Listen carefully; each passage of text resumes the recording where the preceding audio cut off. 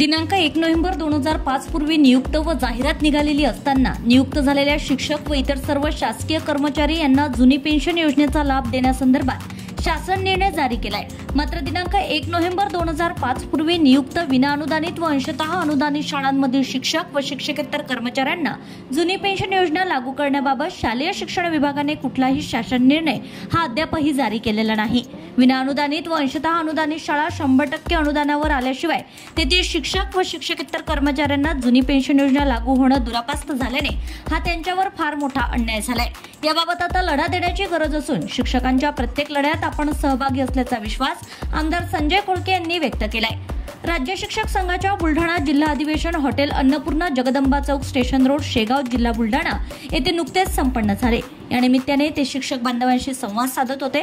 या प्रसंगी माजी शिक्षक आमदार वसंतराव खोटरे, राज्य शिक्षक संघाचे अध्यक्ष दिलीप कडू, राज्य शिक्षक संघाचे अकोला जिल्हाध्यक्ष प्रदीप थोरात, बुलढाणा जिल्हा कार्याध्यक्ष आशुतोष लांडे, प्राचार्य PS वायर, अमरावती महानगर अध्यक्ष नंदकिशोर नवरे आदींसह पदाधिकारी व मान्यवर उपस्थित होते।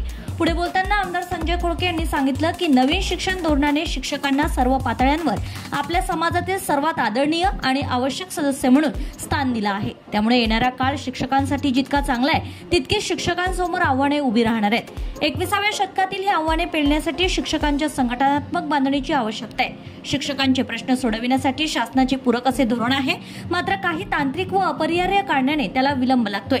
त्यामुळे आता संघटनेच्या माध्यमातून पुढे जावे लागणार असून मागण्यांच्या पूर्ततेसाठी शासनाला भाग पाडणारी मोठी ताकद निर्माण करण्याची आज गरज आहे, असं आवाहन सुद्धा आमदार संजय खोळके यांनी केलंय। या प्रसंगी माजी आमदार वसंतराव खोटरे यांनी आपल्या मार्गदर्शनात शिक्षक असलेला व संघटनेचा पदाधिकारी आता शिक्षक आमदार म्हणून विधान परिषदेवर पाठवा।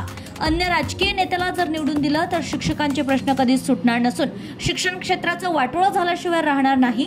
आगामी काळात शिक्षकांनी मागील चूक सुधारण्याची संधी आहे, त्यामुळे निश्चितच राज्य शिक्षक संघाच्या पाठीशी उभे राहण्याचं आवाहन माजी आमदार वसंतराव खोटरे यांनी केलंय।